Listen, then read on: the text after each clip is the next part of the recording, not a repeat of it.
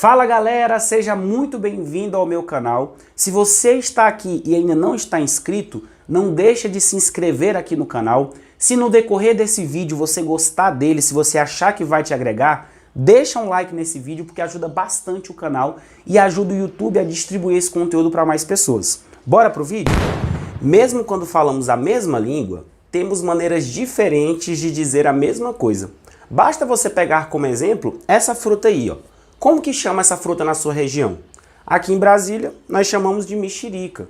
Lá de onde eu sou, lá do Piauí, lá nós chamamos de tangerina. Agora, se você conversar com uma pessoa que é do sul do Brasil, por exemplo, Rio Grande do Sul, lá eles chamam de bergamota.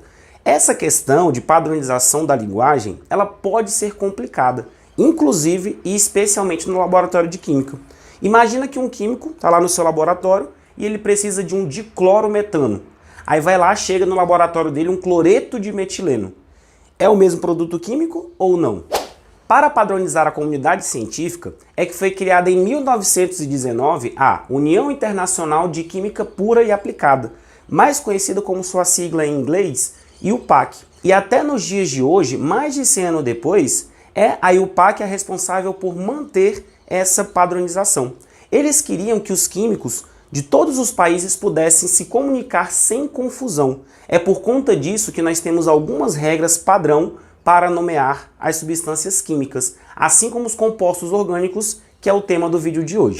Quando a IUPAC surgiu com essas regras, a química orgânica já tinha mais de 100 anos de desenvolvimento.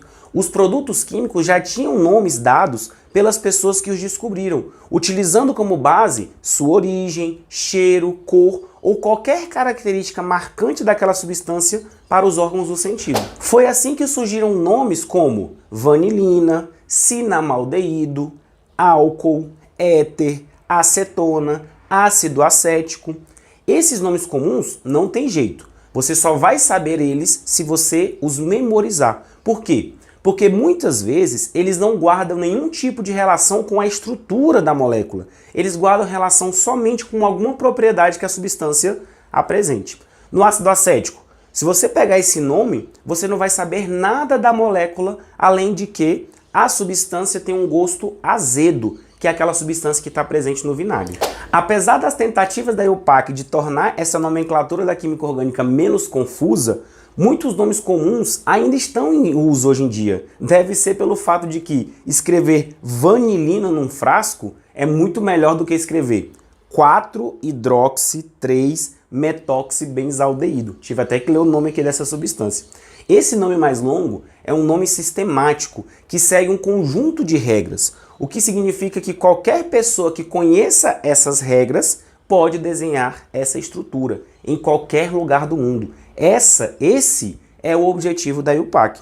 Existem basicamente 3 partes para a nomenclatura sistemática da IUPAC. Conforme você vai avançando nas funções orgânicas, você vai acrescentando alguns detalhes nessa nomenclatura, mas a base para a gente já dá para começar com essas 3 partes. E que partes são essas? O prefixo, o infixo e o sufixo. Cada parte dessa indica um detalhe sobre a molécula que nós estamos tentando nomear.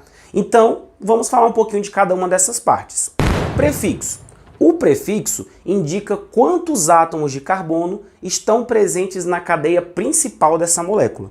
Nesse momento, como nós vamos tratar apenas de cadeias normais, ou seja, aquelas que não têm ramificações, significa que o prefixo vai indicar exatamente o número de carbonos que está presente nessa molécula. Se a sua cadeia carbônica tiver até 4 carbonos, o prefixo que você vai usar parece um pouco arbitrário. Por exemplo, 1 carbono, o prefixo usado é met. 2 carbonos, et. 3 carbonos, prop. 4 carbonos, but.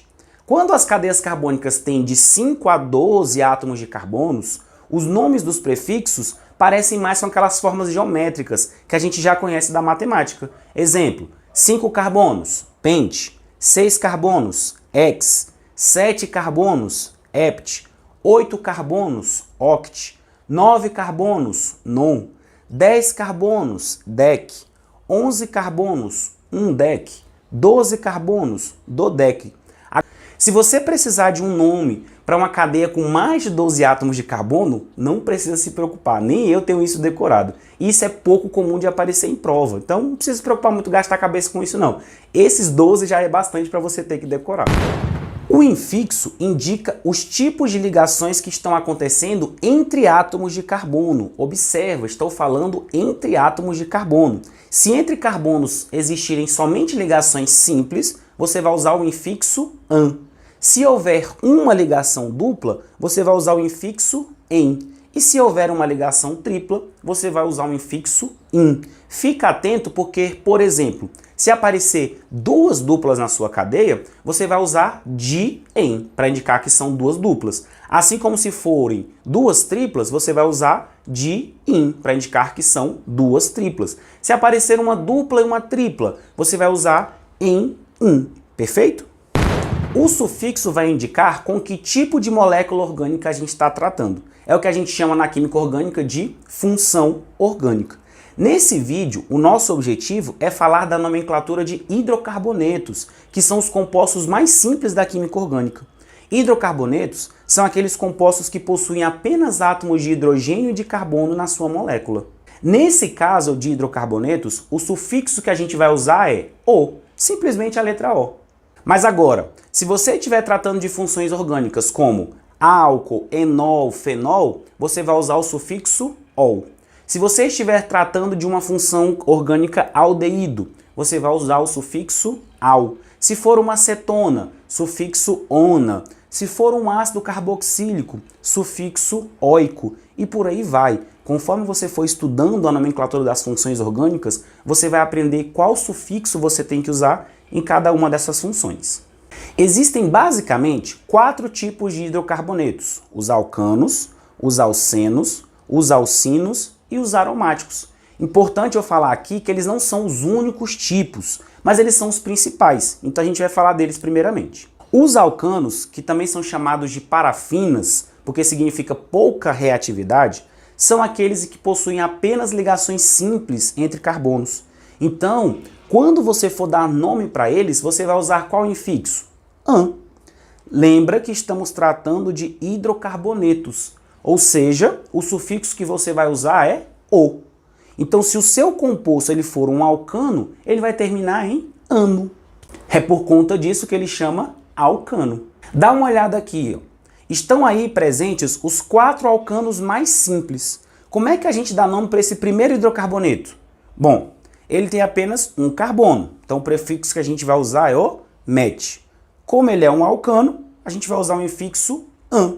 E por ser um hidrocarboneto, sufixo O. Ou seja, o nome desse hidrocarboneto é metano. E o segundo hidrocarboneto que está aparecendo aí? Ele tem 2 carbonos, então o prefixo usado é ET. Como só tem ligação simples entre carbonos, o infixo é AN. E o sufixo vai ser O, porque a gente está falando de um hidrocarboneto. Nome desse hidrocarboneto? Etano. Diz para mim aqui nos comentários o nome desses 2 outros hidrocarbonetos, o de 3 carbonos e o de 4 carbonos. Quem falou propano para o de 3 carbonos e butano para o de 4 carbonos, acertou. É isso mesmo. E se ele tiver 5 carbonos? Pentano. Se tiver 6 carbonos? Hexano e por aí vai. Os alcenos são aqueles hidrocarbonetos que possuem uma ligação dupla entre carbonos, enquanto que os alcinos são os que possuem uma ligação tripla entre carbonos. Essas ligações múltiplas, dupla ou tripla, é o que a gente chama de insaturações. Então a gente conclui o seguinte: os alcanos são os hidrocarbonetos saturados, porque só são formados por ligações simples. E os alcenos e os alcinos são os hidrocarbonetos insaturados. Vamos ver agora o exemplo dos alcenos e dos alcinos mais simples. Olha só, esse alceno com 2 carbonos, ele é chamado de eteno, porque et é o prefixo para 2 carbonos. Um alceno com 3 carbonos é chamado de propeno. Da mesma forma, o alcino de 2 carbonos é chamado de etino e o alcino de 3 carbonos é chamado de propino. Agora, dá uma olhada nesses 2 alcenos. Se você for dar nome para eles, você vai ver que ambos se chamam buteno. Então perceba, se o alceno tiver mais do que 4 carbonos, a gente tem que indicar entre quais carbonos essa dupla se encontra. E para isso, a gente utiliza a chamada regra dos menores números. Ou seja, a gente vai colocar esse número do lado do infixo em. Dessa forma, o nome deste primeiro alceno fica but1eno, enquanto que o nome deste segundo alceno fica but2eno. E aqui é importante eu fazer uma ressalva. Dependendo da prova que você for fazer, você pode encontrar as seguintes nomenclaturas: 2-buteno ou buteno 2, 1-buteno ou buteno 1, sem o número estar no meio da palavra. Tá errado? De acordo com a IUPAC, sim. O recomendado pela IUPAC é que você coloque o número no meio da palavra, mas pode ser que a sua prova não siga essa nomenclatura, não siga essa recomendação. E aí pode ser que apareça 2-buteno, buteno 2. Fica atento com isso para você não se confundir, beleza? Outro exemplo, essa molécula aí, ó, ela tem 5 carbonos. Então o prefixo que a gente vai usar é pente. Como ela tem uma ligação dupla, o infixo é em. E o sufixo vai ser o, por se tratar de um hidrocarboneto. Como esse alceno tem mais do que 4 carbonos, a gente tem que indicar em qual carbono essa dupla se encontra. Como a gente vai usar os menores números, então a gente começa a numerar essa cadeia da extremidade que fica mais próxima da dupla. Nesse caso, a gente vai ter 1, 2, 3, 4, 5. Como a ligação dupla está entre os carbonos 1 e 2, o nome desse composto vai ser pente1eno. Dá uma olhada que a gente usa os hífens entre os números e as letras. Aí você pode me perguntar: professor, mas poderia ser pente4eno? Não. Lembra da regra dos menores números. Eu não posso numerar a cadeia assim, ó. 1, 2, 3, 4, 5. Se fosse assim, nesse caso, a dupla ficaria no carbono 4. Agora, se eu numerar desse jeito aqui, ó, 1, 2, 3, 4, 5, a dupla fica no carbono 2, que é um número menor do que 4. Por isso que o composto se chama pente2eno e não existe esse composto chamado pente4eno. Vamos ver como é que ficam com um alcino? Esse alcino aí, ele tem 6 carbonos. Então o prefixo que a gente vai usar é ex. Como ele tem uma ligação tripla, a gente usa o infixo in. E o sufixo vai ser o, porque é um hidrocarboneto. Como esse alcino tem mais do que 4 carbonos, a gente tem que indicar em qual carbono que essa tripla se encontra. Qual a regra que a gente usa? Menores números. Vamos começar a numerar a cadeia da extremidade que fica mais próxima da tripla. Aí a gente vai ter 1, 2, 3, 4, 5, 6. Como a ligação tripla está entre os carbonos 2 e 3, o nome desse composto vai ser ex2ino. Ficou claro mais ou menos como é que fica a nomenclatura de hidrocarbonetos, seja ele um alcano, um alceno e um alcino? Se ficou claro, deixa aqui nos comentários para eu saber, #ficou claro. Eu falei lá no começo do vídeo que existem basicamente 4 tipos de hidrocarbonetos, e aqui a gente falou da nomenclatura só de 3. A gente não falou da nomenclatura dos aromáticos. Elas seguem algumas regrinhas próprias para esses tipos de compostos. Depois eu vou fazer um vídeo para falar só da nomenclatura de aromáticos, porque ela é muito específica para eles. E os outros tipos de hidrocarbonetos que eu comentei lá no começo? Vamos falar um pouquinho sobre eles? Você pode ter os alcadienos. O que são alcadienos? São aqueles hidrocarbonetos que possuem 2 ligações duplas entre átomos de carbonos. Ou seja, quando você for dar nome para eles, você vai ter que colocar o di antes do em, para indicar que são 2 duplas. Dá uma olhada nesses exemplos aí.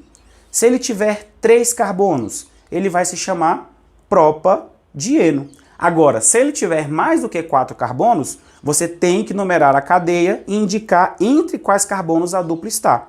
Por isso que você tem aí o propadieno, esse daqui é o buta 1,3-dieno, enquanto que esse outro é o buta 1,2-dieno. Os alceninos são aqueles que têm uma ligação dupla e uma tripla entre carbonos, como é o caso do butenino que está aparecendo aí na tela. E existem ainda os hidrocarbonetos de cadeia fechada, os cicloalcanos e os cicloalcenos. Eles são tipo os alcanos e os alcenos, só que agora com uma cadeia fechada. Quando você for dar nome para eles, você tem que acrescentar ciclo antes do nome, para indicar que a cadeia é fechada. Aí você vai ter o ciclopropano, o ciclobutano, que são cicloalcanos, você vai ter o ciclopropeno, ciclobuteno, que são cicloalcenos, que podem ser chamadas também de ciclanos e ciclenos. Então é isso, meus queridos. Se você ficou com alguma dúvida sobre essa nomenclatura de compostos orgânicos, deixa aqui nos comentários para eu poder saber e te responder. Se for preciso, eu gravo outro vídeo, gravo um shorts para poder te explicar melhor isso.